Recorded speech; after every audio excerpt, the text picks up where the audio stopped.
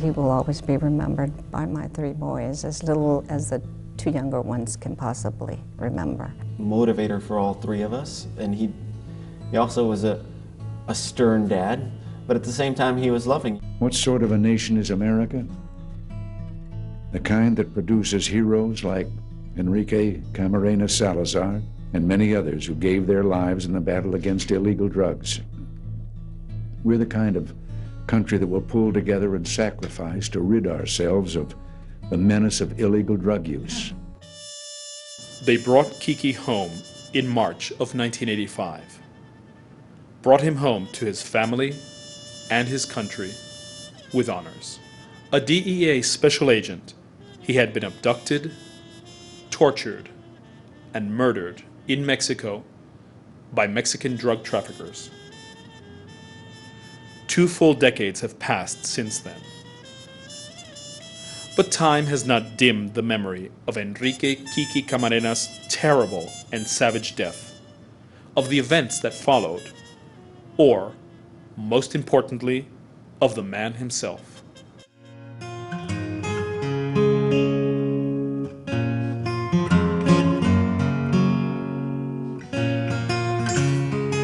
The child who grew into Kiki Camarena, the man, was born in Mexico, but at the age of 9, moved with his family to the California border town of Calexico. A high school basketball and football player, he also worked on the yearbook, was voted best all-around senior, and found the woman he would share his life with. Very tall, always walked with his head up high, very athletic, very bright. And the reason I say that is because I had to study a whole lot harder than he did, and he would just come out with flying colors with his grades. After high school, Kiki worked his way through college, graduating with a degree in criminal justice. He enlisted in the Marines, served his tour, and came home to join, first, the Calexico Fire Department, and then, when there was an opening, the town's police department. But Kiki Camarena wanted to do more. And so, in 1974, at the age of 26, he became a special agent with the year-old Drug Enforcement Administration, the federal government's newly created lead agency in the war on illicit drugs. It was a job he was born to do. He admired the work that the agents did, and now I know more than ever that he was extremely good at it, not only because he spoke the Spanish language, but because he could reach out to these people, both good and bad, and he could befriend them in such a way that it was amazing how well he did, and I think that's why he was such a great agent. By 1980, Camarena was a husband and the father of 3 young sons. Professionally, he was a decorated 7-year DEA veteran, headed for the organization's Guadalajara, Mexico field office.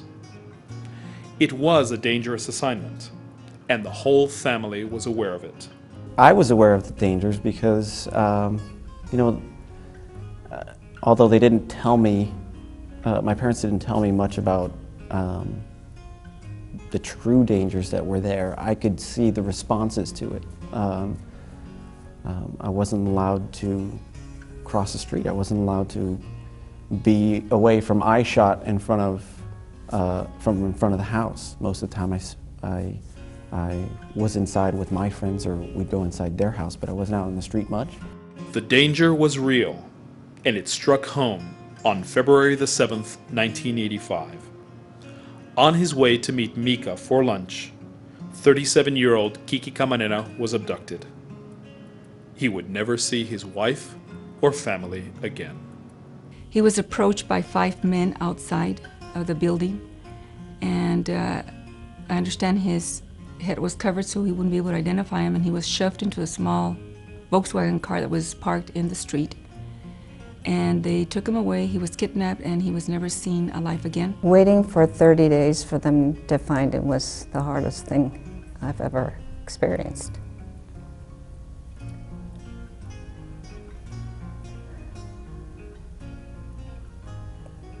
Hoping.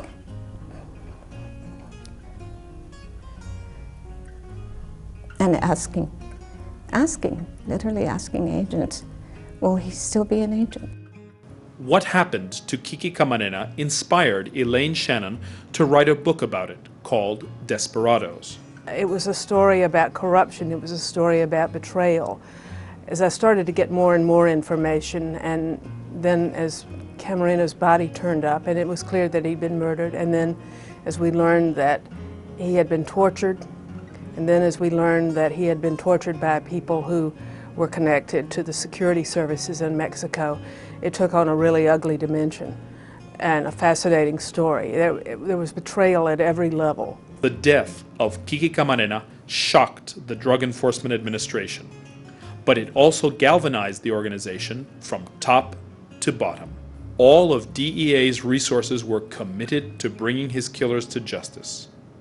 If the evil empire, if you will, can attack a U.S. person assigned in a foreign country and believe that they could attack that person with impunity, then every U.S. person assigned to every embassy throughout the world would become a target for that type of terrorist activity. So Kiki's loss was more than a loss for DEA. It potentially could have been a serious blow to all of the men and women who decide to serve their country in working in foreign assignments. We were going to find, identify, and prosecute the people responsible. There were a lot of roadblocks, but the people that were working it were dedicated to actually making it happen, to putting those people to trial. The murder of a federal agent, of a DEA agent, or any federal officer of the United States government is a crime against the laws of the United States, no matter where in the world it's committed. And so it was very important, particularly in this case, that the United States government, with a fine DEA investigation of Operation Leyenda, but that we bring a prosecution against everybody that we had evidence of that had been that had conspired or been complicit in the kidnapping and murder of Kiki Camarena.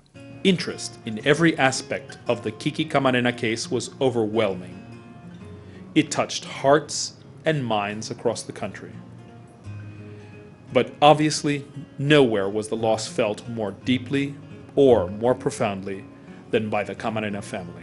When all this is going on, I remember thinking that I had to be strong. You know, I was 11 years old, and I remembered that whenever my dad would leave for a training or for a trip or, you know, for anything, because sometimes he took trips on work-related stuff, he'd tell me, remember, while I'm gone, you're the man of the house.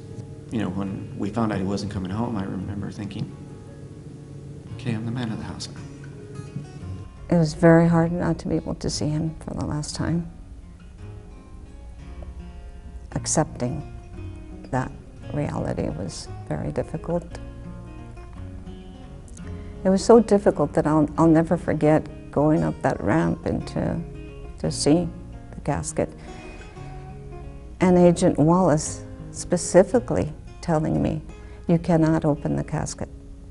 The death of any law enforcement officer in the line of duty is a tragedy. But what befell Kiki Camarena, the brutality and callousness of it, seemed to strike a more sensitive nerve, to touch people at a deeper level. And they haven't forgotten. In March of 1985, Kiki came home to his family and his country. The circumstances of his death were the focus of a book and a television movie. He is fully remembered in his hometown, and impressive as all that is, his most vivid legacy is the Red Ribbon program, which was launched that very month and year to honor his work and his memory.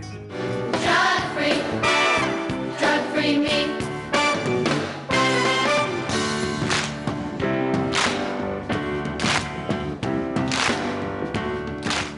NFP and Red Ribbon go back from the very beginning because once the people saw the celebration in California, spontaneously parent groups all over the nation started wearing the red ribbon and doing simple things with school children and in communities. And then in 1986, Miami and San Diego both created a whole community-wide campaign where you involved all the sectors of the community and the Red Ribbon campaign. Like many positive things, the roots of Red Ribbon Week are found in something negative. The fate of DEA Special Agent Enrique Camarena. But it is in this affirming and humane endeavor that his living legacy is richly preserved. Kiki would have been very proud. On March 5th, 1985, the war against drugs started over. The story of Kiki's kidnapping, torture, and murder is a defining event in DEA's history. With Kiki's death, our country changed. The way Americans viewed drugs changed, and DEA responded, resolving to fight with an even greater commitment for what Kiki gave his life to achieve. New determination was born on that day. The life of this brave husband and father inspired Americans to keep drugs out of our communities and away from our children. The year he was killed, the Red Ribbon Campaign was created. This is an event that is now at the heart and soul of this agency. Every day at DEA, we live Kiki's legacy, standing on the front line, attacking the culture of indifference, and creating a drug-free future for our children. We remember how much he gave. Mindful, we cannot give less. I would like for my brother to be remembered as the way he was, smiling all the time, generous. He was always a down-to-earth person. I want people to remember my dad as a person who, who dedicated himself to law enforcement, who dedicated himself to stopping drugs from ruining people's lives. I would like for them to remember him as a great citizen, as a good father. How would I like others to remember Kiki would be with his smile.